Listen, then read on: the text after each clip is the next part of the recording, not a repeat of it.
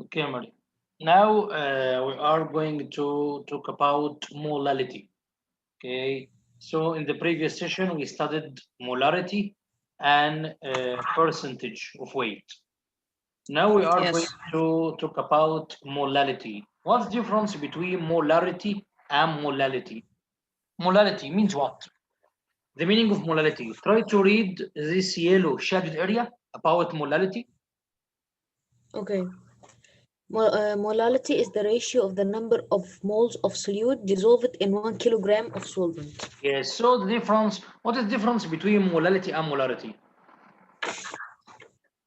Molarity, it's Yes, the ratio between the moles of solute and 1 liter of solution, the volume of yes, solution. 1 liter of sugar. So molarity with R, Yes, molarity with R. So it means volume by liter, but molality with L means mass mass. by kilogram,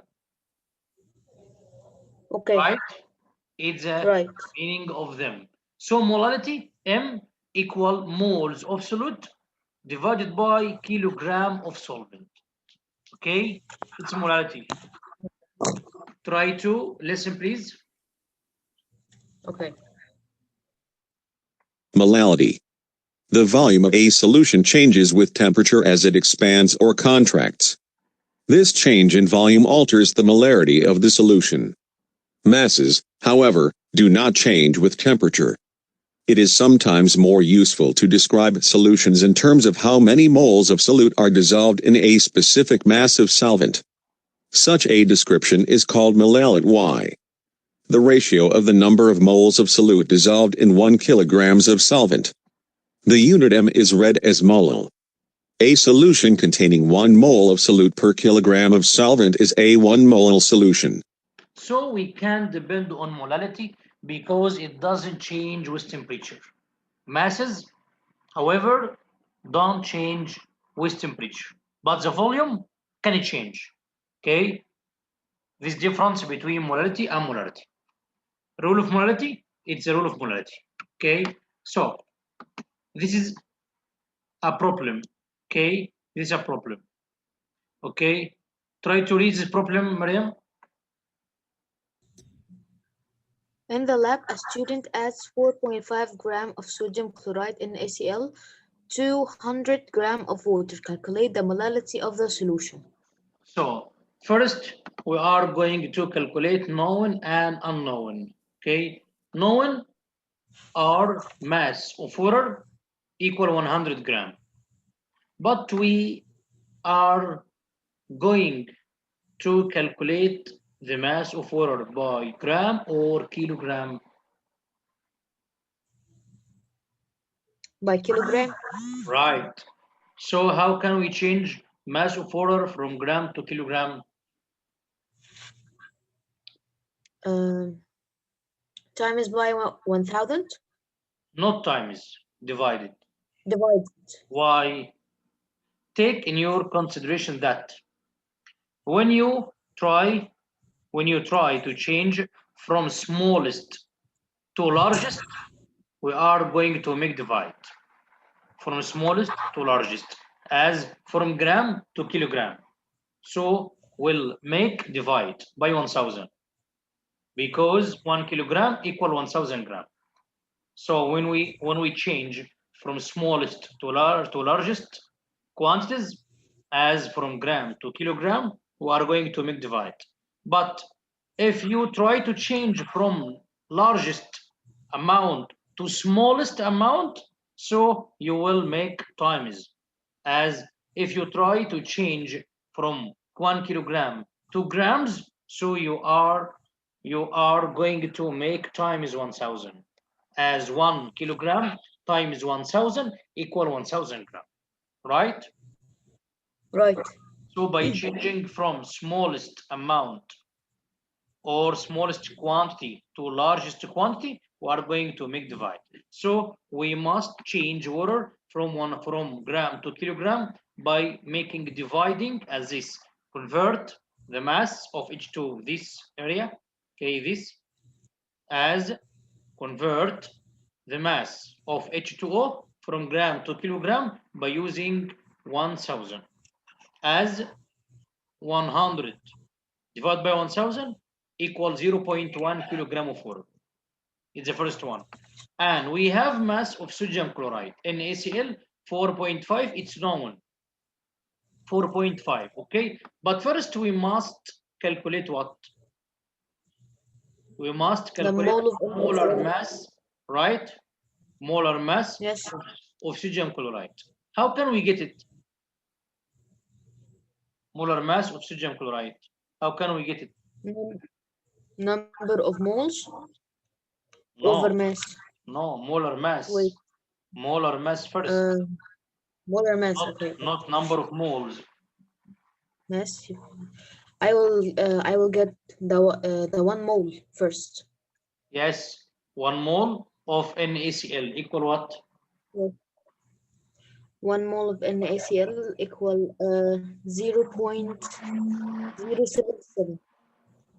No, Maria. I think that you forget it. To get first molar mass. Okay, to get the molar mass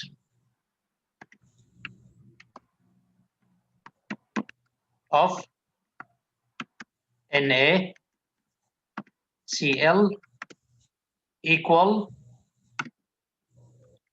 what? Na equal 23. Yes. Plus Cl equal what? 35.5. So equal what? Equal 58.5 or 44, approximately 5 gram. Okay. Okay, so it's called what? It's called the molar mass. It's called what? It's called molar mass of NaCl, right? So after molar mass, we are going to calculate number of moles. As number of moles equal what? Mass of substance, which equals 4.5, divided by molar mass that we got it, equal 4.5 divided 58.44 or 0.5 equal approximately 0.077 mole NaCl. So now we got number of moles, okay, and we have mass of solvent by kilogram. So after that, we are going to what? After that, we are going to calculate what? Molality. Molality equal what? Yes. Number of moles over kilogram. Number of moles over kilogram. So what is the number of moles? 0.077. What is the amount of solute? Amount of solvent by kilogram? 0.1.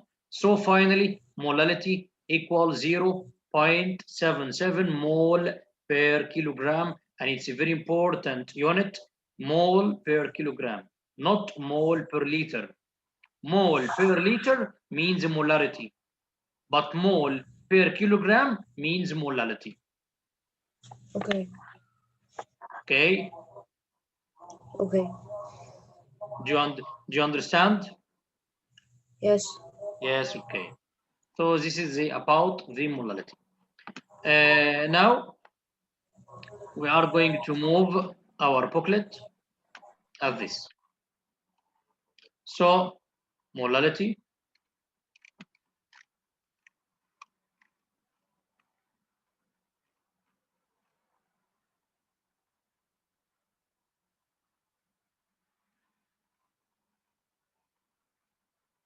Okay, Mariam, try to read molality. Molality is the number of moles of solute dissolved in 1 kilogram of solvent. So measuring unit of molality equals? Mole per kilogram. Okay, what is the rule of molality? 100 times the number of solute moles over mass of solvent. Okay, this example, try to read this example. Okay. Calculate the molality of a solution prepared from the dissolution of 20 grams of sodium hydroxide in AOH and 800 grams of water H2O. Yes. Na equal 23, O equal 16, H equal 1. So first we must get what? The molar mass. Okay, so molar mass of NaOH equal Na 23 plus O Yes. 16 plus 1. hydrogen 1 equal 1. 40 grams. grams. So what about the number of moles equal what number of moles? Equal mass over molar mass. It will Yes. be 20 over 20 over 4 equal what? 0.5 mole, right? 0.5 mole. Right. Yes. Okay, we must take in our consideration that the amount of solvent must be by gram or kilogram. Kilogram. Yes, so 800 gram of water equal what? 0.8 kilogram. Kilogram. So molality equal what molality? Number of moles over mass of solvent. So number of moles 0.5 times mass of solvent 0.8 equal finally 0.625 mole per kilogram. Right? Okay. Right. Any problem? No. Okay. There are some properties of solution. As what? Some properties. Some of the properties of pure solvent are different from those of solution, as vapor pressure, freezing point, and boiling point are examples on these properties. Okay, so what about the difference between them? First, vapor pressure and boiling point. What's meant by vapor pressure? Try to read, Mariam. Vapor pressure. The pressure exerted by vapor when it becomes in state of equilibrium with the liquid inside a closed container at constant temperature and pressure. Yeah, so vapor pressure, the pressure exerted by vapor when it becomes in state of equilibrium with the liquid, but inside a closed container, closed, not opened container, closed container at constant temperature and pressure. So it's called vapor pressure.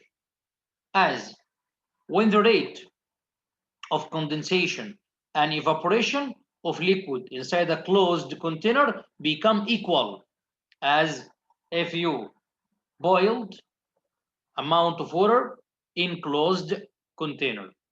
So water will boil, okay? So it will condense at the cover of closed container. After condensation, it will change into liquid again as evaporation process and so on. So in this case, there is an equilibrium between its evaporation and condensation, become equal. A state of equilibrium happens when the vapor above the liquid and its pressure.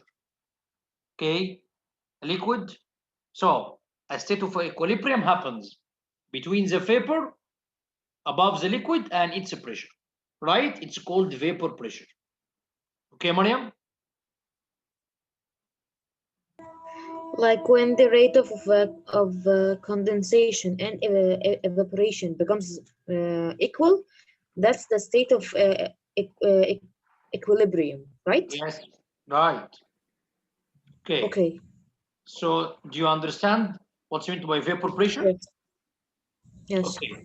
So vapor pressure depends on what? Vapor pressure depends on the temperature of the liquid.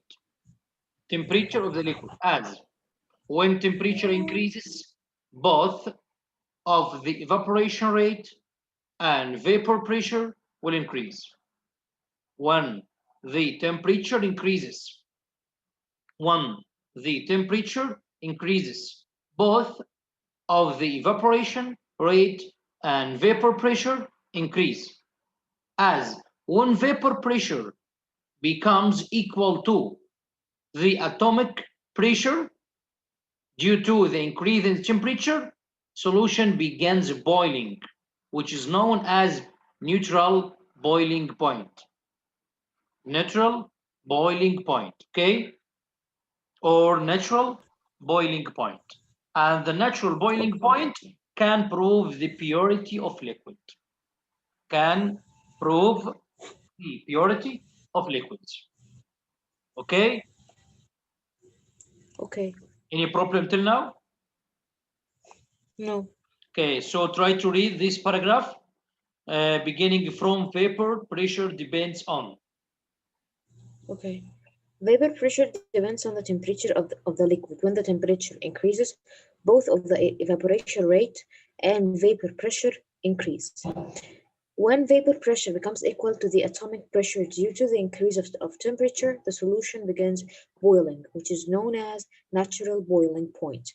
Natural boiling point can prove the purity of liquids. Of liquids, okay. In pure solvent, the molecules exposed to evaporation process are not affected by any forces. But the attractive forces between them, by any force, but the attractive force between them. But when adding solute to the solvent, so the vapor pressure will decrease. Why? Because the solute molecules become exposed to evaporation process also, not molecules of solvent only, right? Right. As the evaporation of pure water, I think it will differ than evaporation of salty water, because pure water has molecules of water only, so it's in a pure state. But when you add some of solute as sugar or table salt, so I think the vapor pressure will decrease. Why will decrease? Because the solute molecules become exposed also to evaporation process, not molecules of solvent only, right? Which decreases the surface area. Decreases the surface area as the presence of solute. So the surface area will decrease, not increase. Moreover, the attraction force between the solution molecules increase, as there will be attraction force between what and what?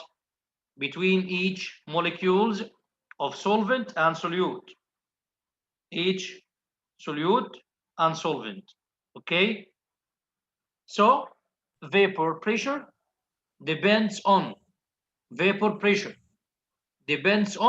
the number of solution molecules, not its properties and structure. Number of solution molecules.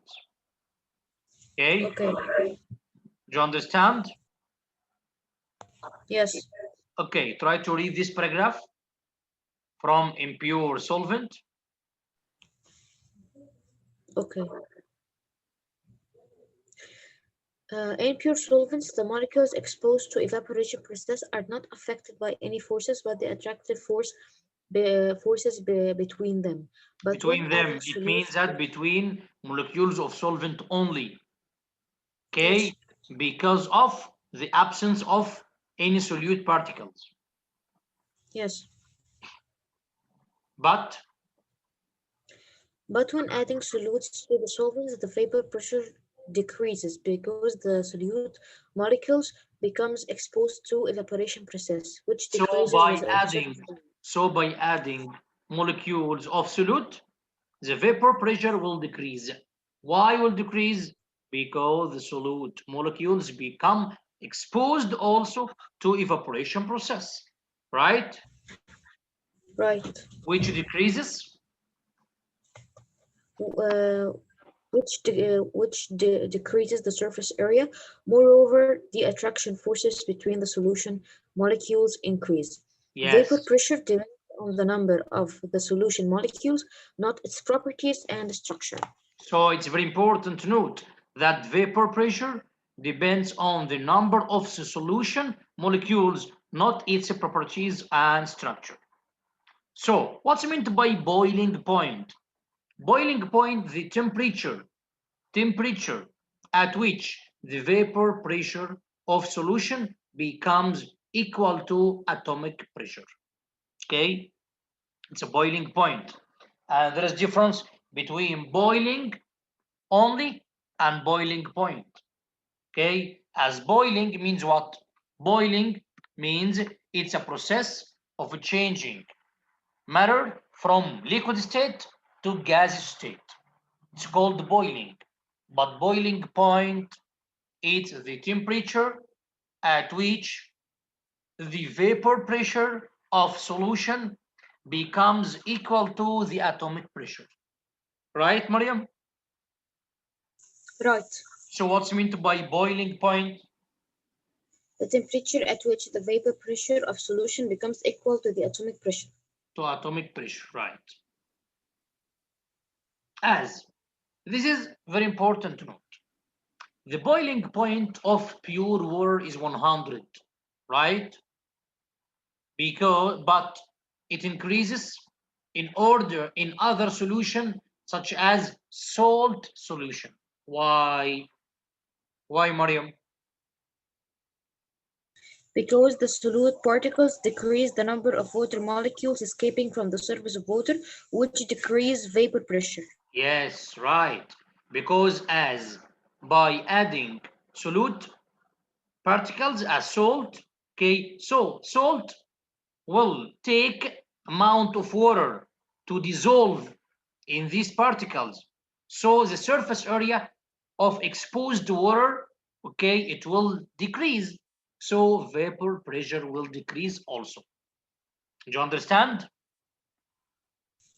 Yes. So the boiling point of pure water is 100 Celsius, but it increases in other solution such as salt solution. Why? Because the solute particles decrease the number of water molecules escaping from the surface of water, which decreases vapor pressure. Therefore, water molecules need more energy, which increases the boiling point. The same occurs to any non-volatile solution dissolves in any solvent. Non-volatile solute means that it can't be volatile.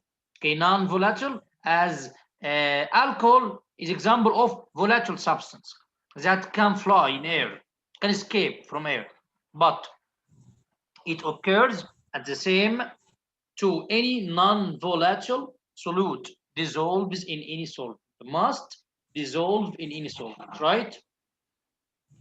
Right. Do you understand this paragraph? Any problem, Mariam? No. Okay, try to repeat again. The non-volatile part. Is it like the alcohol or not? Not alcohol. Alcohol is volatile that can fly or can escape in air. But non-volatile solute that as sugar, as salt that dissolve in this solvent. Okay? Okay. Okay, try to read this paragraph. Okay. The boiling point of pure water is 100 Celsius, but it increases in other solutions, such as salt solution. Because the solute particles decrease the number of water molecules escaping the surface of water, which decreases the vapor pressure. Therefore, water molecules needs more energy, which increases the boiling point. The same occurs to any non-volatile solute dissolves in any solvent. Yes, okay.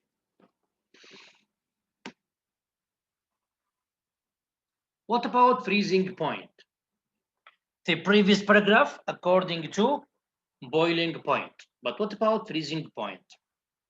By adding a non-volatile solute to solvent, it decreases the solution freezing point. Decreases the solution freezing point. Why? Because they increase the attraction forces between solute particles and solvent molecules, which prevent solvent from turning into solid state. So it will decrease freezing point as water only, okay, can be freezed easily, okay, can be freezed easily at 0. But salty water decreases from the freezing point. Why? Because there are solute particles as salt that dissolve in solvent as water, which prevent solvent from turning into solid state. So it will decrease from freezing point, can be decreased easily. Okay, right? So salts are put on roads in winter. Why? Why in some countries, as iced countries, okay, salt are put on the roads in winter to prevent them from freezing. Okay, to prevent them from freezing, which decreases the rate of occurrence of car accident, as car accident can be increased in iced countries, okay, during the formation of ice, okay, ice on roads. So they will throw some salts on the road, especially in winter. Why? To prevent them from freezing, to prevent water from freezing, because it will be as salty water, not water only. So salts are put on roads in winter to prevent them from freezing, which decreases the rate of the occurrence of car accident, as the decrease of freezing point, the decrease of freezing point depend on the number of particles. Decrease of freezing points depend on number of particles of the solute, not their structure as boiling point. Do you understand, Mariam? Yes. Okay, try to read these 3 paragraphs before beginning from adding non-volatile solute. Adding non-volatile solutes to solvents decreases the solution freezing points because they increase the attraction forces between the solute particles and the solvent molecules, which prevents the solvent from turning into solid state. Salts are put on roads in winter to prevent them from freezing, which decreases the rate of occurrence of car accidents. They decrease the freezing point depends on the number of particles of the solute, not their structure. Yeah. Okay, not in structure. As when adding what? When adding 1 mole of glucose. When adding 1 mole of glucose sugar, 180 gram, to 1000 gram of water, the resulted solution freezes at negative 1.86 Celsius, not at 0. Not at 0. Okay? But as in a pure water. Why? Because the solution process produces 1 mole of particles. Because the solution process produces 1 mole of particles. So by adding 1 mole of glucose sugar, 180 gram to 1000 gram of water, the resulted solution freezes at 0 at negative 1.86. Not at 0. Why? Due to the presence of glucose sugar, or due to the presence of solute substance that dissolve in solvent. So it's not a pure solvent, but it's a solution that consists of both solute and solvent. Solute as sugar and solvent as water. So the solution process produces 1 mole of particles. But when adding 1 mole of sodium chloride, 58.5, it's 1 mole sodium chloride, to 1000 grams of water, 2 moles of ions, 2 moles of ions, 1 mole of sodium ions, and another 1 of chlorine ion, okay, are produced, which doubles the decrease of freezing point to B2 times negative 1.86 Celsius equal negative 3.72. So the freezing point decreases more. Why? From -1 to -3, due to the presence of 2 moles, 1 mole of sodium, 1 mole of sodium, and the other mole of chlorine. Okay, Mariam? Okay. Okay. So by increasing number of ions or number of molecules in solvent, it will decrease what? The freezing point. The freezing point will be decreased because it's not a pure water, but it will be a solution that has both solvent and solute particles. Any problem till now? No. It's okay. So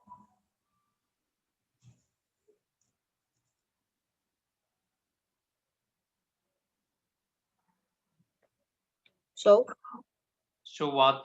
So it's a problem as calculate the freezing point of solution containing 1 mole of calcium chloride. Calcium chloride, what's the symbol of calcium chloride? What's the mole of calcium chloride? Ca. Yes. CaCl2, I think.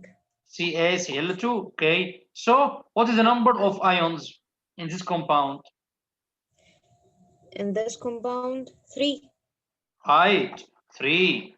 So Yes. will be what? Will be 3 times will be negative 3 1 times 86. negative 1.86. Okay, so the freezing point of calcium chloride will be decreased also. Why? Due to the increasing number of dissolved ions. It will be negative 5.58. Right. Do you understand, Mariam? Yes. Okay. So this is according to boiling and freezing point. This is a new part which is called suspension. Suspension. Okay. So I think that we studied before solution, types of solution, colloids. Okay. But what about suspension?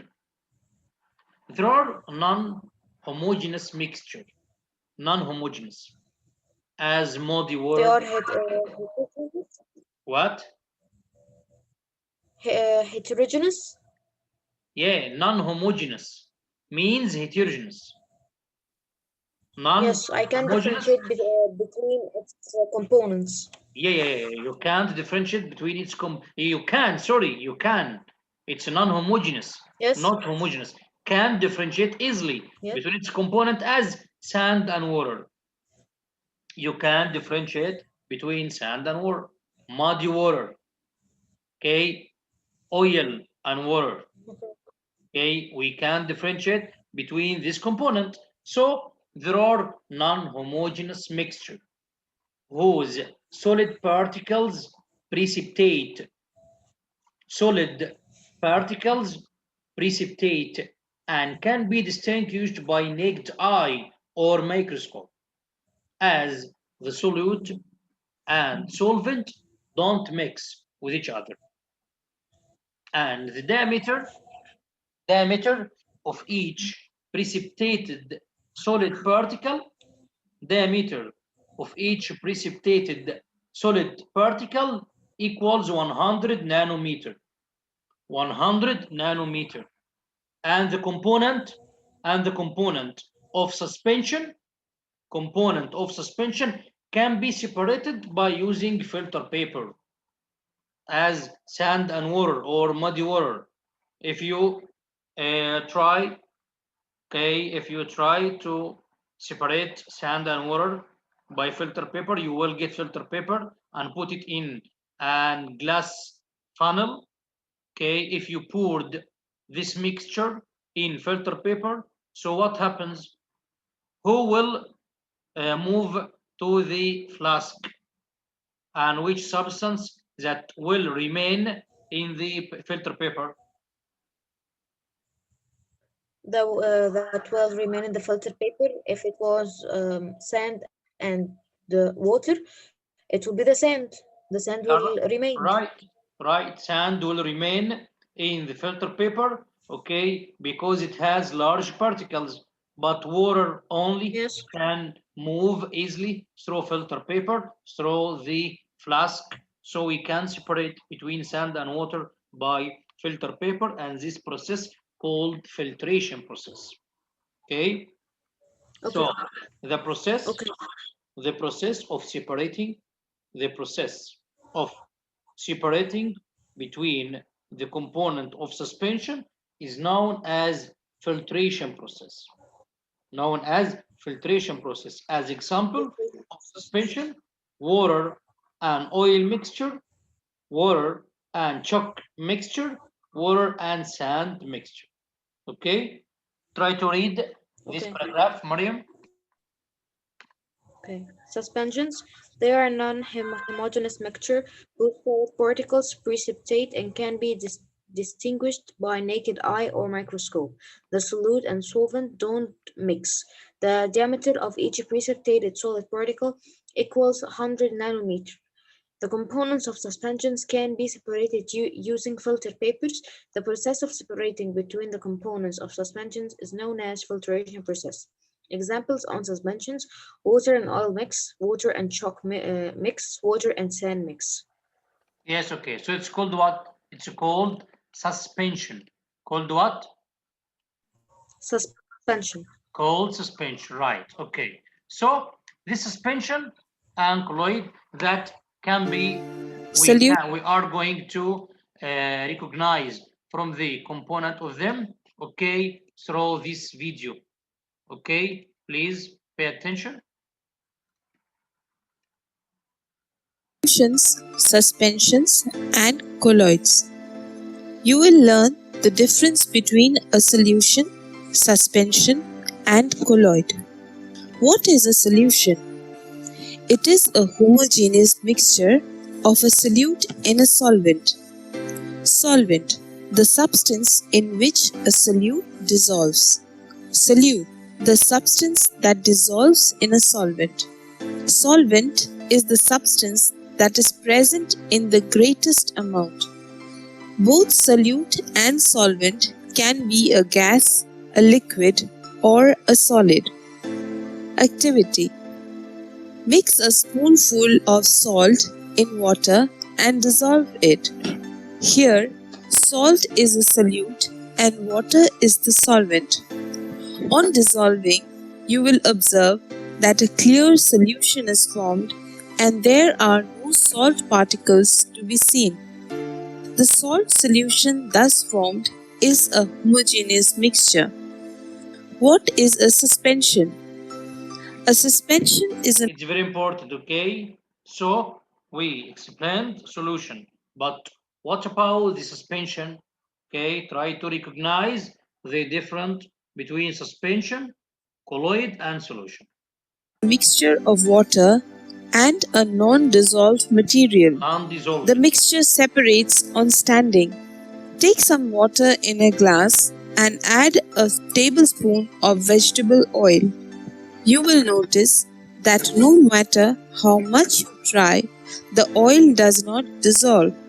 On standing, you will see that oil separates and settles at the bottom. Such characteristics are that of a suspension. What is a colloid? A colloid is a solution in which the substance remains dispersed and doesn't settle at the bottom. It consists of two components, dispersion medium and dispersion phase. Here is a list of different types of colloids that are formed due to different types of dispersion phase and medium. Activity: take a spoonful of flour and mix with water and allow it to stand. Now, drain the water. You will notice that after draining, there are still few particles suspended in the solution which refuse to settle. Such a solution is termed as colloid. Summary: a solution is a homogeneous mixture of a solute in a solvent. A suspension is a mixture of water and a non-dissolved material. Colloid is a solution in which the substance remains dispersed and doesn't settle at the bottom. Okay, any problem till now, Mariam? No. Okay, so try to read this summary, please. Okay. A solution is a homogeneous mixture of a solute and a solvent. A suspension is a mixture of water and a non-dissolved material. Colloid is a solution in which substance remains dispersed and doesn't settle at the bottom. Okay, right, Mariam. So try to return to our booklet. This is called suspension. So this is colloids. What's meant by colloid? Try to read colloids. Non-homogeneous mixture whose particles don't precipitate and they are hard to be separated using filter paper. Yeah, so it's non-homogeneous mixture as suspension, but whose particles don't precipitate. It's opposite to suspension, and they are hard to be separated using filter paper, also opposite to suspension. Okay, so colloids and suspension agree in one point, that there are what? That they are non-homogeneous mixtures. Right. But the molecules don't precipitate and can't be filtered and can't be separated by filter paper. So the diameter of each particle forming true solution in colloids is less than 1 nanometer. Less than 1 nanometer. While that of each molecule forming suspension in colloids is more than 100 nanometer. 100 what? Nanometer. So the diameter of particles in colloids differ than in suspension. Okay, as in colloids less than 1 nanometer, but in suspension will be more than 100 nanometers. So we can see that diameter of particles forming colloid range from 1 to 100 nanometers, while particles of suspension will be more than 100 nanometers, right? Right. Okay. So, colloid system. Colloids are classified according to the dispersed substance and medium. Dispersed substance and the medium of dispersion, as a dispersed substance is a suspension in the colloid, while the medium dispersion is the medium which contains the dispersed substance. So there's difference between them in colloid. Try to read this paragraph, please, Mariam, from beginning the diameter. The diameter of each particle forming true solutions and colloids is less than 1 nanometer, while that of each molecule forming suspensions and colloids is more than 100 nanometers. So we can say that the diameters of the particles forming colloids range from 1 nanometer to 100 nanometer.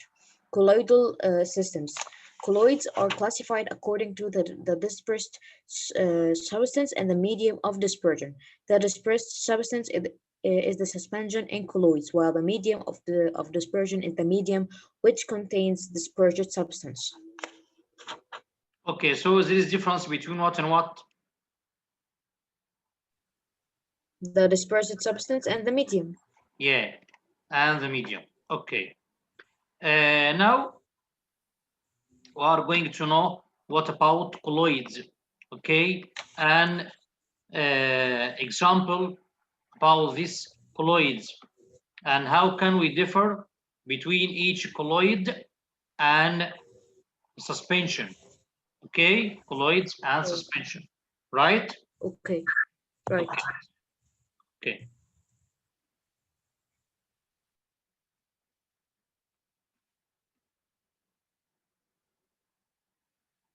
So this is heterogeneous as suspension, mixture containing particles that still out in the left suspension.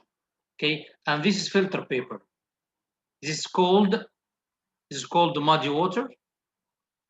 Okay, this muddy water. Okay, this precipitate. This after adding, okay, mud to water. So after a while, will be by this shape. So suspension can be separated by allowing it to sit down as this. This is called what? Filtration, and this is called filter paper. This is called filter paper by pouring muddy water, so the water will move easily while mud become in what? Mud becomes inside the filter paper. Okay. This colloid that it's a heterogeneous mixture. Okay. This colloid. What about colloid? A heterogeneous mixture of intermediate-sized particles, between atomic scale size of solution particles and the size of suspension particles, is a colloid. Is a colloid. Between what and what? Between 1 nanometer and 1000 nanometers in diameter and do not settle out. Not settle out, as this. So this is types of colloids. Okay, types of colloids. Try to read, Mariam, these types according to dispersed particle and dispersed medium. Okay.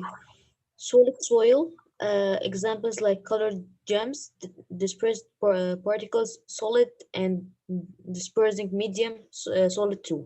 So it's called soil. solid. It's called solid, Yes. solid colloid. Yes. Solid, blood and soil, blood and gelatin, solid and liquid. Yes. Solid, emulsion, butter and cheese, liquid and solid. Emulsion like milk and mayonnaise, liquid and liquid. Solid foam like marshmallow and soaps that float, gas and solid.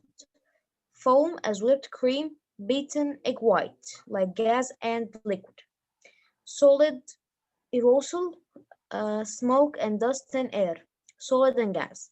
Liquid aerosol, spray, Aerosol, deodorant. liquid aerosol. Aerosol, liquid aerosol like spray, deterrent, fog and clouds. It's liquid gas. Liquid gas. Okay, so it's called what? It's called colloids. It's called what? Colloid. Okay, colloid. Try to listen to this paragraph. The dispersed particles in a colloid are prevented from settling out because they often have polar or charged atomic groups on their surfaces. These areas on their surfaces attract the positively or negatively charged areas of the dispersing medium particles. This results in the formation of electrostatic layers around the particles. The layers repel each other when the dispersed particles collide. Thus, the particles remain in the colloid. Remains in the colloid. Okay, as this, that's called milk. Okay, it's called milk. Let's return to our booklet. And this is about colloids.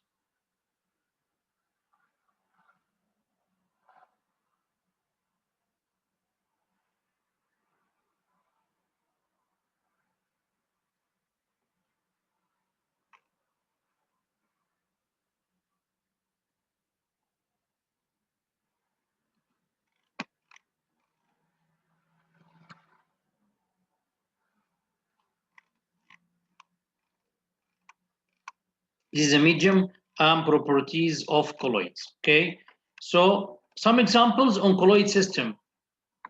Properties of colloid. Okay, try to read, Mariam, properties of colloid.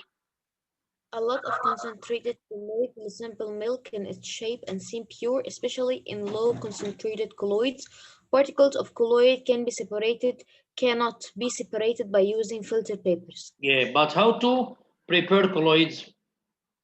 By two methods, which are what and what?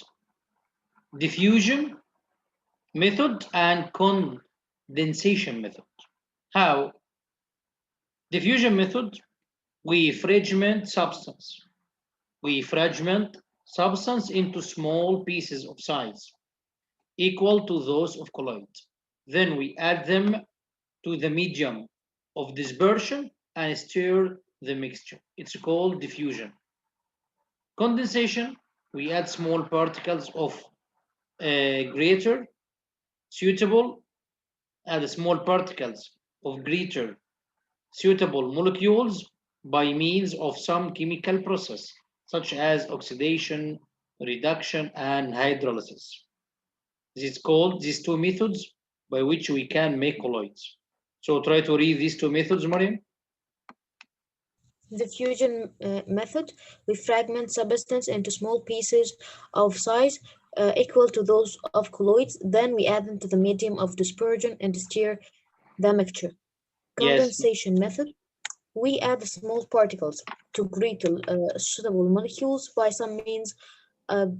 means of some chemical process such as oxidation and reduction and hydrolysis. And hydrolysis, okay? So hydrolysis, it's for illustration only. I think we finished this lesson number 1. Okay, this is the definition. Try to read, Mariam, this definition, please. True solution, a homogeneous mixture of two or more substances. Electronegativity, the ability of atom to attract electrons. Polar bonds, a type of covalent bond between two atoms in which electrons are shared unequally. The greater atom carries a negative charge. Polar molecule, a molecule which has bond carrying molecular positive charge and another one carrying molecular negative charge. Electrolytes, Yes. substance whose solutions can conduct electric current via the movement of free ions. Non-electrolytes, substance whose solutions cannot conduct electricity because of the absence of free ions. Solubility, the mass of solute dissolving in 100 grams of solvent at certain temperature. Dissolution process, the process in which the solute molecules dissociate into negative ions, positive ions, or separated polar molecules and then get surrounded by the molecules of solvent.